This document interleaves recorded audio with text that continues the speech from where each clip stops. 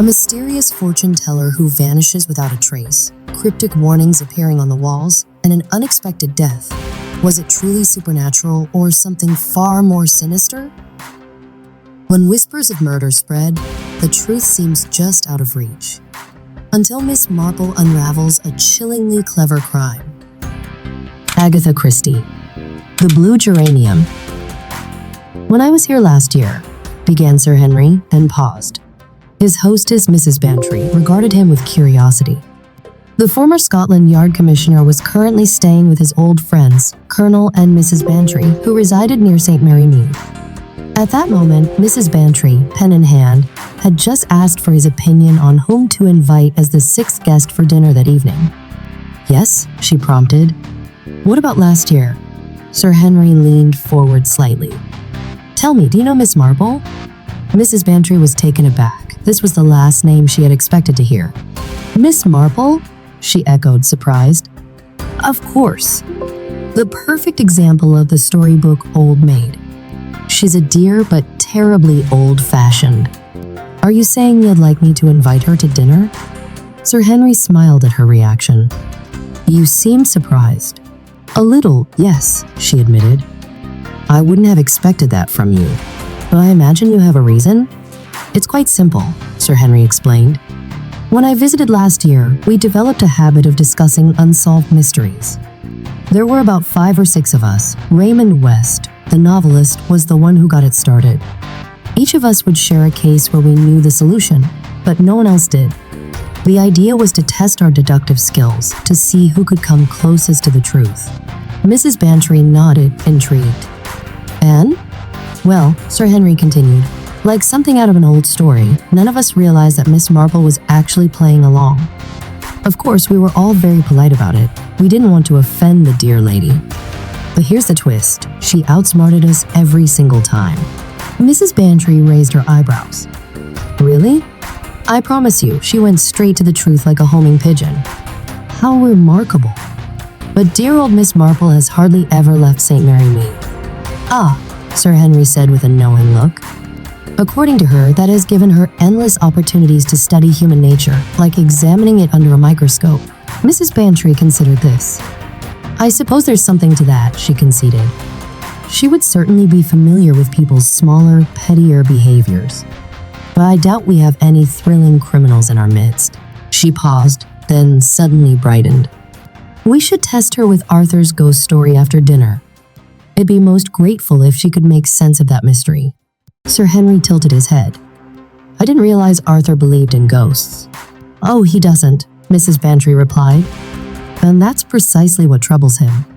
The incident happened to a friend of his, George Pritchard, a thoroughly practical man.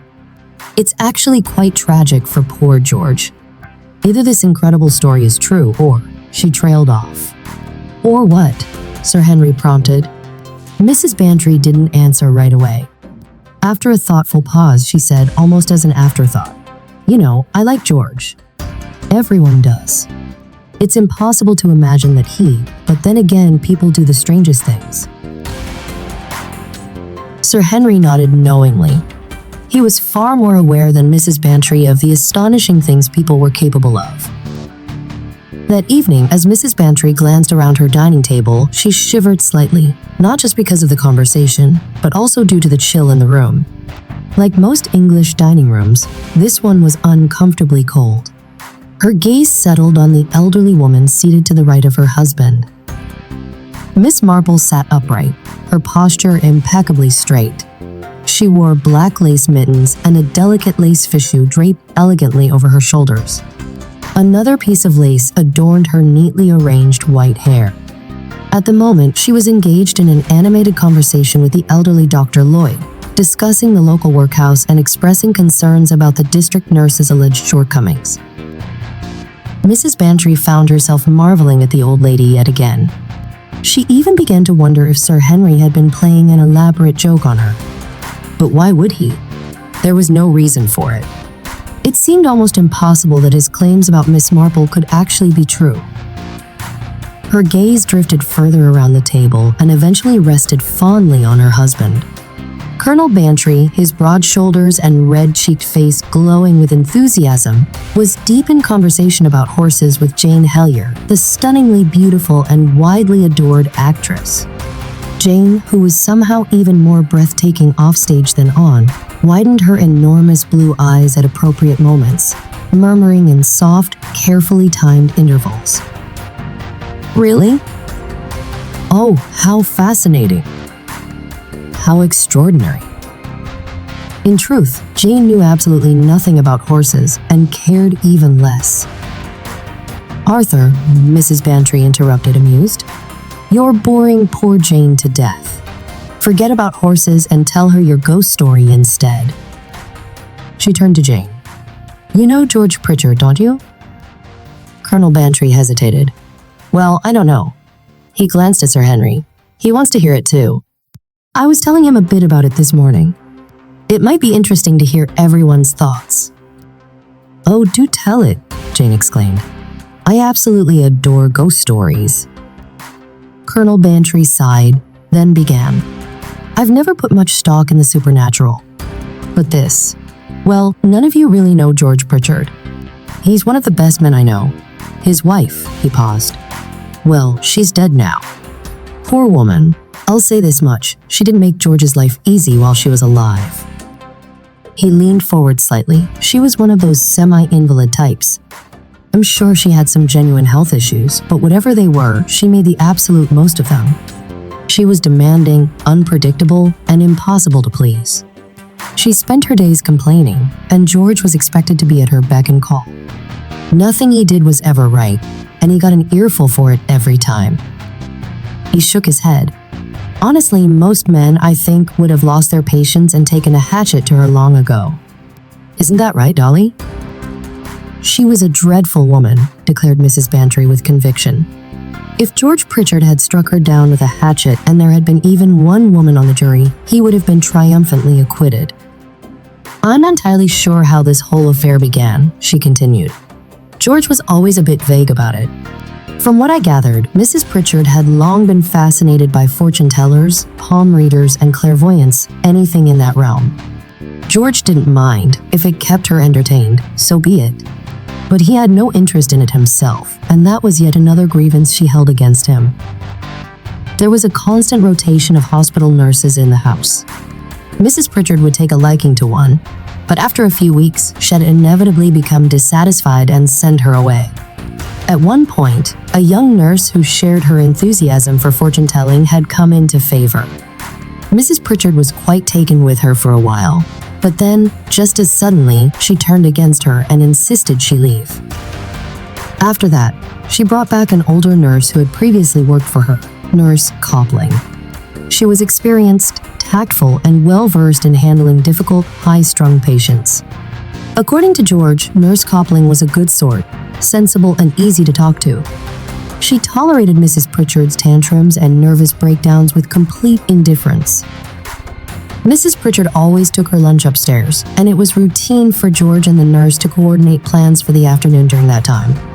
Technically, Nurse Copling's hours off were from 2 to 4, but being accommodating, she sometimes adjusted her break if George needed the afternoon free.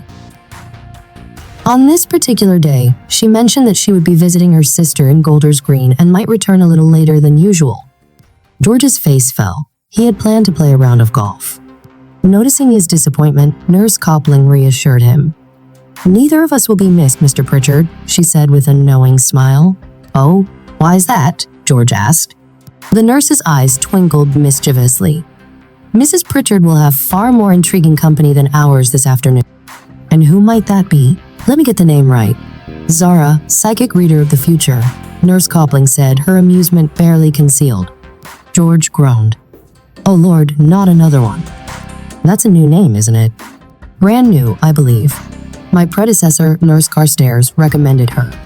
Mrs. Pritchard hasn't met her yet, but she insisted I arrange an appointment for this afternoon." "Well, at least I'll get to play my golf," George said, suddenly feeling much more charitable towards Zara, the latest mystical sensation. But when he returned home later, he found Mrs. Pritchard in a state of considerable distress. As usual, she was reclining on her invalid couch, clutching a bottle of smelling salts and taking deep, frequent sniffs to steady herself. "George," Mrs. Pritchard exclaimed, "what did I tell you about this house? The moment I stepped inside, I knew something was wrong. Didn't I say so at the time?" Suppressing the urge to respond with "you always do," George instead said mildly, "No, I can't say I remember that." "You never remember anything concerning me," she snapped.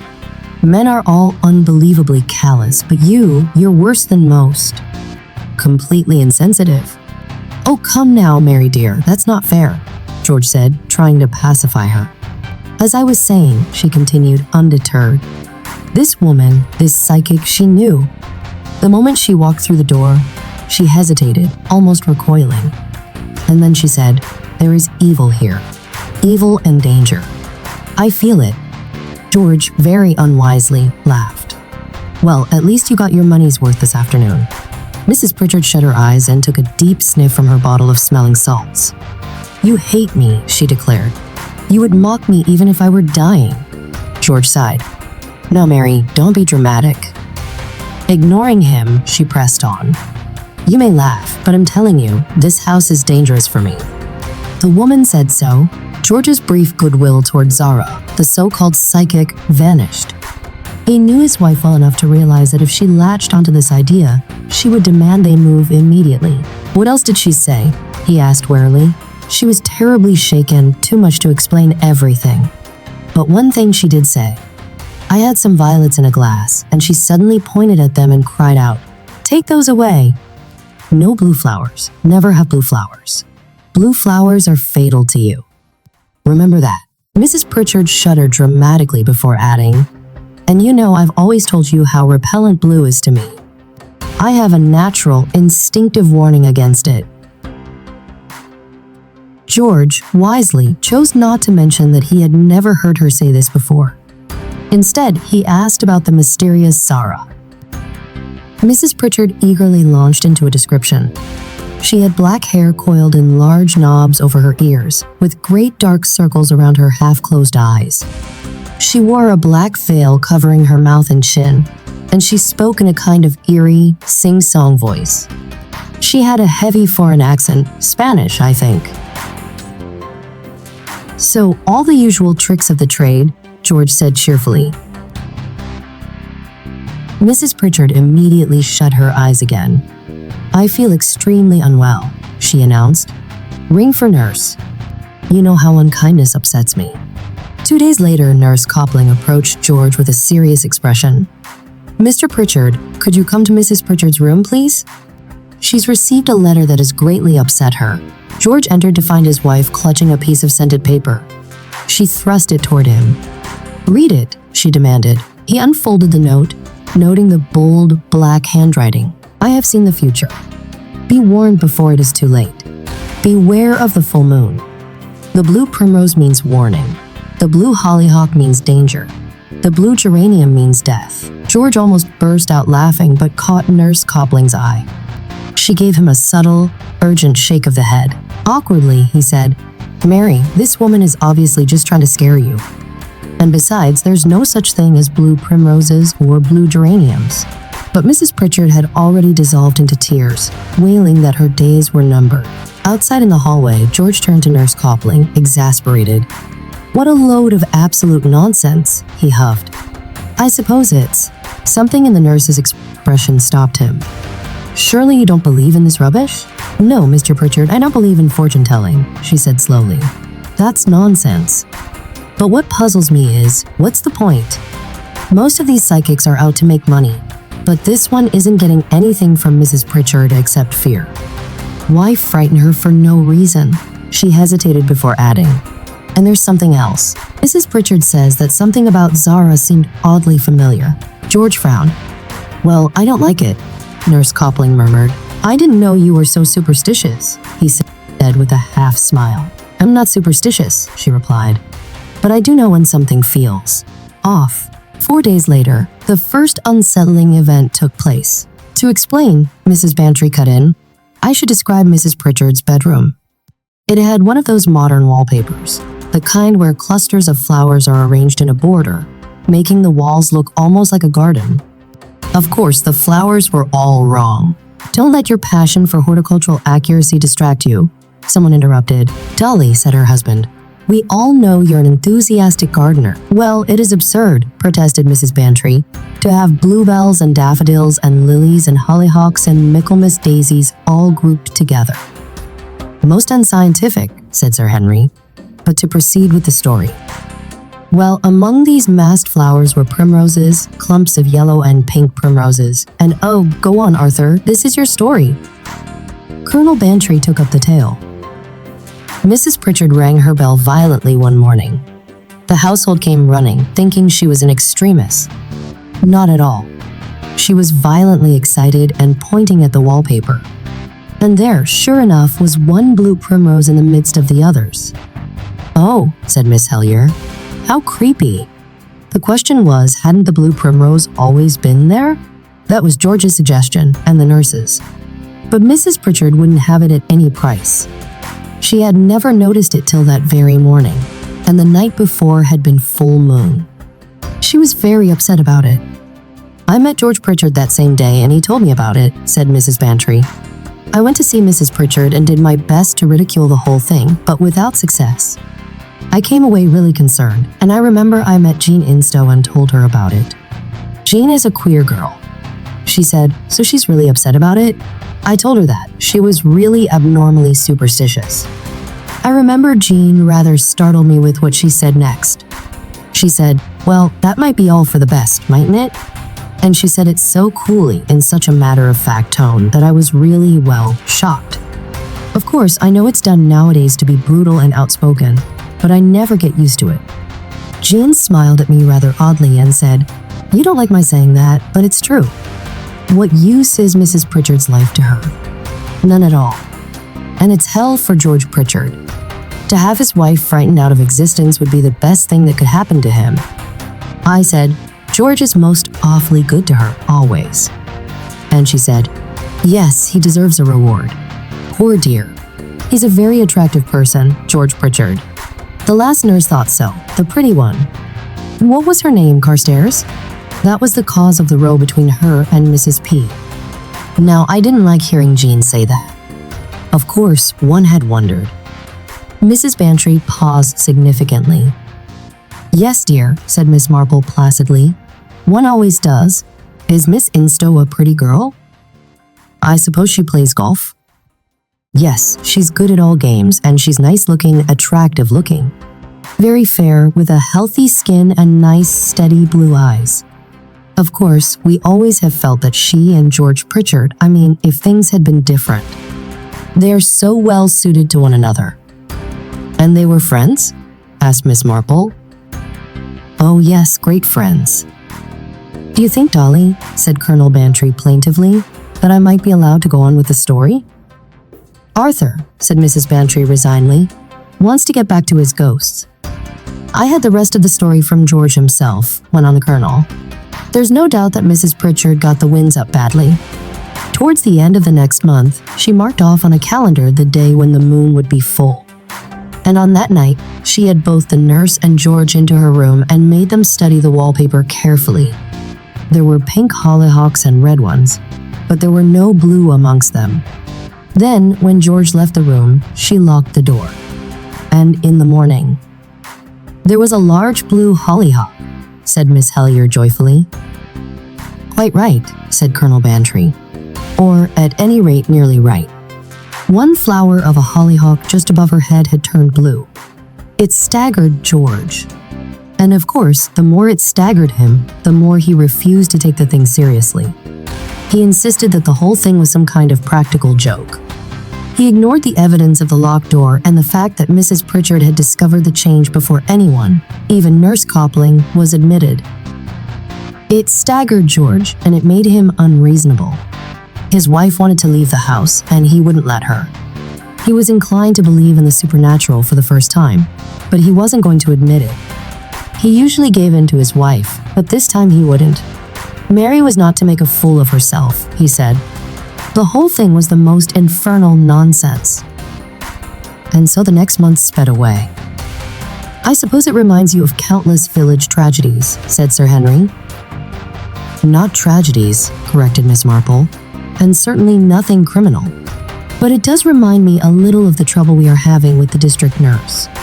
After all, nurses are human beings, and with the need to be so correct in their behavior, wearing those uncomfortable collars, and being constantly involved with the family, well, can you wonder that things sometimes happen? A glimmer of understanding broke upon Sir Henry. You mean Nurse Carstairs? Oh no, not Nurse Carstairs, Nurse Copling. You see, she had been there before and was very much thrown together with Mr. Pritchard, who, as you say, is an attractive man. I dare say, she thought. Poor thing. Well, we needn't go into that. I don't suppose she knew about Miss Instow, and of course, afterward, when she found out, it turned her against him, and she tried to do all the harm she could. Of course, the letter really gave her away, didn't it? What letter? Well, she wrote to the fortune teller at Mrs. Pritchard's request, and the fortune teller came, apparently in answer to the letter. But later, it was discovered that there never had been such a person at that address. So that shows Nurse Copling was involved. She only pretended to write the letter. What could be more likely than that she was the fortune teller herself? I never saw the point about the letter, said Sir Henry. That's a most important clue. Rather a bold step to take, said Miss Marple, because Mrs. Pritchard might have recognized her despite the disguise. Though, of course, if she had, the nurse could have pretended it was a joke. What did you mean? Asked Sir Henry. When you said that if you were a certain person, you wouldn't have trusted to fight alone? One couldn't be sure that way, Miss Marple explained. No, I think the warnings and the blue flowers were, if I may use a military term, she laughed self-consciously, just camouflage. And the real method? Well, I know I have wasps on the brain. Poor things, destroyed in their thousands, usually on such a beautiful summer day. But I remember thinking when I saw the gardeners shaking up the cyanide of potassium in a bottle with water how very much like smelling salts it looked. And if it were put in a smelling salts bottle and substituted for the real one, well, the poor lady was in the habit of using her smelling salts. Indeed, you said they were found by her hand. Then, of course, while Mr. Pritchard went to telephone the doctor, the nurse would change it for the real bottle, and she'd just turn on the gas a little bit to mask any smell of almonds, in case anyone felt unwell. And I always have heard that cyanide leaves no trace if you wait long enough. But of course, I may be wrong, and it may have been something entirely different in the bottle. But that doesn't really matter, does it? Miss Marple paused, a little out of breath. Jane Hellyer leaned forward and asked, But the blue geranium and the other flowers? Nurses always have litmus paper, don't they? Said Miss Marple. For testing. Not a very pleasant subject, so we won't dwell on it. I have done a little nursing myself, she added, turning delicately pink. Blue turns red with acids, and red turns blue with alkali. So it would be easy to paste some red litmus over a red flower near the bed.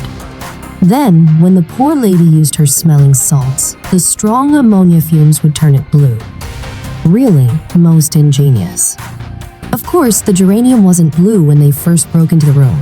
Nobody noticed it until afterward, when the nurse changed the bottles. She probably held the sal ammoniac against the wallpaper for a minute, I expect. You might have been there yourself, Miss Marple, said Sir Henry. What worries me, said Miss Marple, is poor Mr. Pritchard and that nice girl, Miss Instow, probably both suspecting each other and keeping apart. And life is so very short. She shook her head. You needn't worry, said Sir Henry. As a matter of fact, I have something up my sleeve. A nurse has been arrested on a charge of murdering an elderly patient who had left her a legacy. It was done with cyanide of potassium, substituted for smelling salts. Nurse Copling, trying the same trick again. Miss Instow and Mr. Pritchard need have no doubts as to the truth now. Isn't that nice? Cried Miss Marple. I don't mean about the new murder, of course. That's very sad and shows how much wickedness there is in the world, and that once you give way. Which reminds me, I must finish my little conversation with Dr. Lloyd about the village nurse. Mrs. Pritchard offered less resistance than one might have expected. It seemed as if she truly believed she could not escape her fate. Time and again, she repeated the ominous words. One way or another, there was a lot of talk. The servants, you see, had overheard things, had heard, for instance, Mrs. Pritchard telling her husband that he hated her and would jeer if she were dying. And also more recent remarks she had said one day apropos of his refusing to leave the house. "Very well, when I am dead, I hope everyone will realize that you have killed me." And as ill luck would have it, he had been mixing some weed killer for the garden paths the day before. One of the younger servants had seen him and had afterwards seen him taking up a glass of hot milk for his wife. The talk spread and grew. The blue primrose, warning. The blue hollyhock, danger. The blue geranium, death. The doctor had given a certificate. I don't know exactly in what terms. Shock, syncope, heart failure. Probably some medical terms meaning nothing much.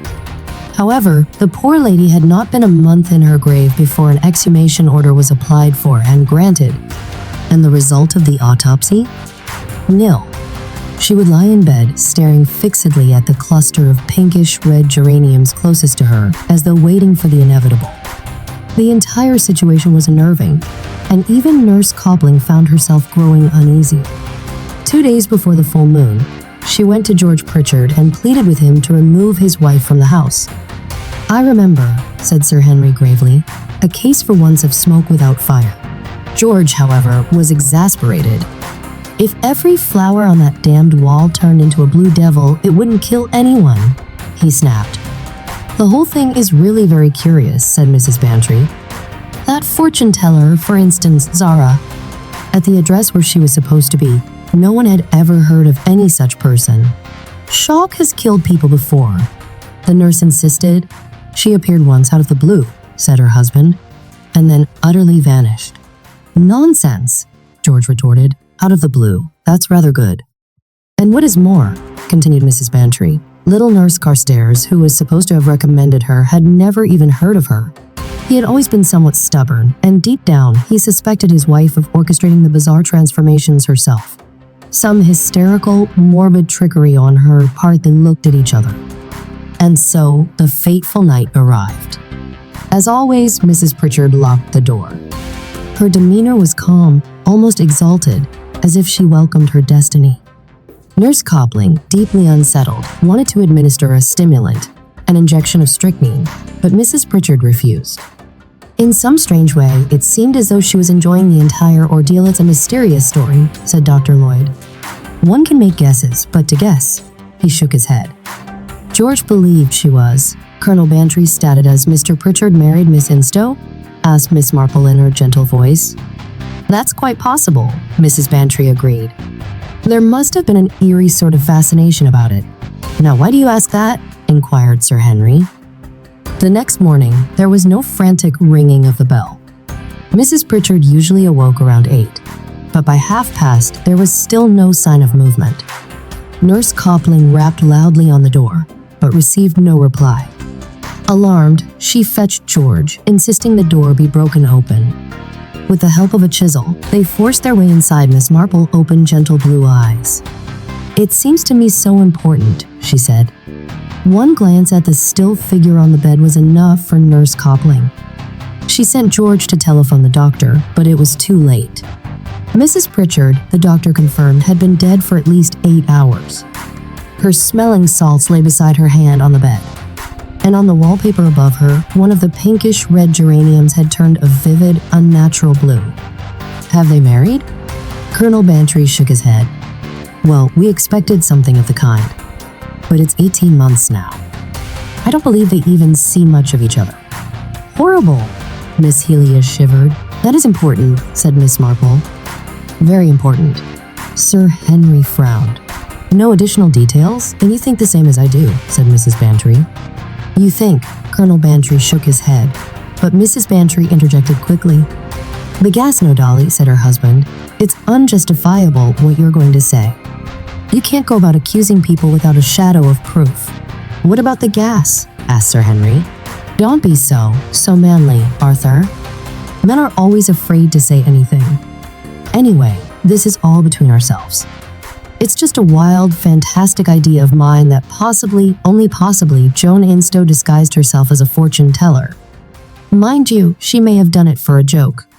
I don't for a minute think that she meant any harm. But if she did do it, and if Mrs. Pritchard was foolish enough to die of fright, well, that's what Miss Marple meant, wasn't it?" When the doctor arrived, there was a faint smell of gas in the room. Sure enough, the gas ring in the fireplace was slightly turned on, but only just a minuscule amount, not nearly enough to matter. "No, dear, not quite," said Miss Marple. "You see, if I were going to kill anyone, which, of course, I would never dream of doing for a minute, because it would be very wicked, and besides, I don't like killing, not even wasps, though I know it has to be done, and I'm sure the gardener does it as humanely as possible. Let me see, what was I saying? Did Mr. Pritchard and the nurse notice it when they first entered?" "Sir Henry pressed it if you wish to kill anyone," prompted Sir Henry. "The nurse said she did catch a faint odor," Mrs. Bantry replied. George claimed he hadn't noticed gas in particular, but he did feel strangely queasy and overcome. He attributed it to shock, and perhaps it was so, yes. "Well, if I did, I shouldn't be at all satisfied to trust to fright. I know one reads of people dying of it, but it seems a very uncertain sort of thing. And the most nervous people are far braver than one really thinks they are. I should like something definite and certain and make a thoroughly good plan about it." "But there was no question of gas poisoning?" Sir Henry persisted. "Miss Marple," said Sir Henry, "you frighten me. I hope you will never wish to remove me." "What plans would be too good?" "None at all."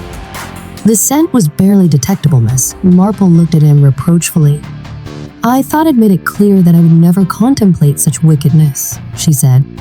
"No, I was trying to put myself in the place of a certain person. And that," Colonel Bantry concluded gravely. "Is the end of the story, you mean George Pritchard?" asked Colonel Bantry. "I'll never believe it of George. Though, mind you, even the nurse believes it. I went and saw her about a month afterward, at the time of the exhumation. She didn't know how it was done. In fact, she wouldn't say anything at all. But it was clear enough that she believed George to be in some way responsible for his wife's death. She was convinced of it." "Well," said Dr. Lloyd, "perhaps she wasn't so far wrong. And mind you, a nurse often knows. She can't say she's got no proof, but she knows." Sir Henry leaned forward. "Come now, Miss Marple," he said persuasively. "You're lost in a daydream. Won't you tell us all about it?" Miss Marple started and turned pink. "I beg your pardon," she said. "I was just thinking about our district nurse. A most difficult problem, more difficult than the problem of the blue geranium." "It really depends on the primroses," said Miss Marple. "I mean, Mrs. Bantry said they were yellow and pink. If it was a pink primrose that turned blue, of course, that fits in perfectly. But if it happened to be a yellow one, it was a pink one," said Mrs. Bantry. She stared. They all stared at Miss Marple. "Then that seems to settle it," said Miss Marple. She shook her head regretfully. "And the wasp season and everything, and of course the gas, it reminds you. I suppose it reminds you of countless village tragedies," said Sir Henry. "Not tragedies," corrected Miss Marple, "and certainly nothing criminal. But it does remind me a little of the trouble we are having with the district nurse.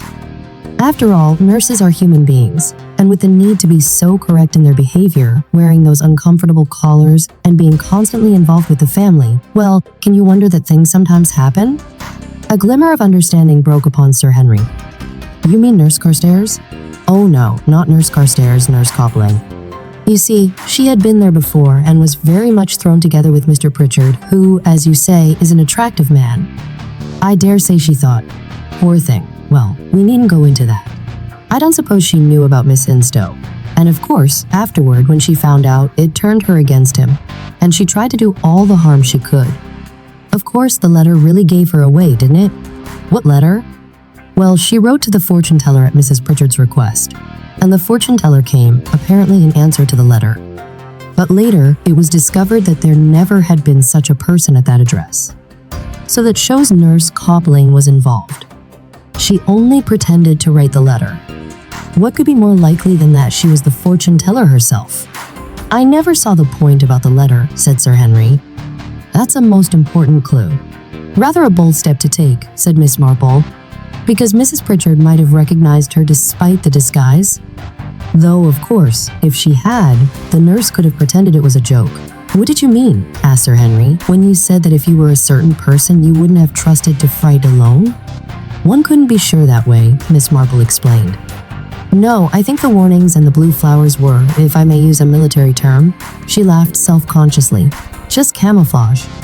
And the real method? Well, I know I have wasps on the brain, poor things destroyed in their thousands, usually on such a beautiful summer day. But I remember thinking when I saw the gardener shaking up the cyanide of potassium in a bottle with water how very much like smelling salts it looked. And if it were put in a smelling salts bottle and substituted for the real one, well, the poor lady was in the habit of using her smelling salts. Indeed, you said they were found by her hand. Then, of course, while Mr. Pritchard went to telephone the doctor, the nurse would change it for the real bottle, and should just turn on the gas a little bit to mask any smell of almonds in case anyone felt unwell. And I always have heard that cyanide leaves no trace if you wait long enough. But of course, I may be wrong, and it may have been something entirely different in the bottle. But that doesn't really matter, does it? Miss Marple paused, a little out of breath. Jane Hellyer leaned forward and asked, "But the blue geranium and the other flowers?" "Nurses always have litmus paper, don't they?" said Miss Marple. For testing. Not a very pleasant subject, so we won't dwell on it. I have done a little nursing myself, she added, turning delicately pink. Blue turns red with acids, and red turns blue with alkali. So it would be easy to paste some red litmus over a red flower near the bed. Then, when the poor lady used her smelling salts, the strong ammonia fumes would turn it blue. Really, most ingenious. Of course, the geranium wasn't blue when they first broke into the room. Nobody noticed it until afterward, when the nurse changed the bottles. She probably held the sal ammoniac against the wallpaper for a minute, I expect. "You might have been there yourself, Miss Marple," said Sir Henry. "What worries me," said Miss Marple, "is poor Mr. Pritchard and that nice girl, Miss Instow, probably both suspecting each other and keeping apart. And life is so very short." She shook her head. "You needn't worry," said Sir Henry. "As a matter of fact, I have something up my sleeve. A nurse has been arrested on a charge of murdering an elderly patient who had left her a legacy. It was done with cyanide of potassium, substituted for smelling salts. Nurse Copling, trying the same trick again. Miss Instow and Mr. Pritchard need have no doubts as to the truth now." "Isn't that nice?" cried Miss Marple. "I don't mean about the new murder, of course. That's very sad and shows how much wickedness there is in the world, and that once you give way.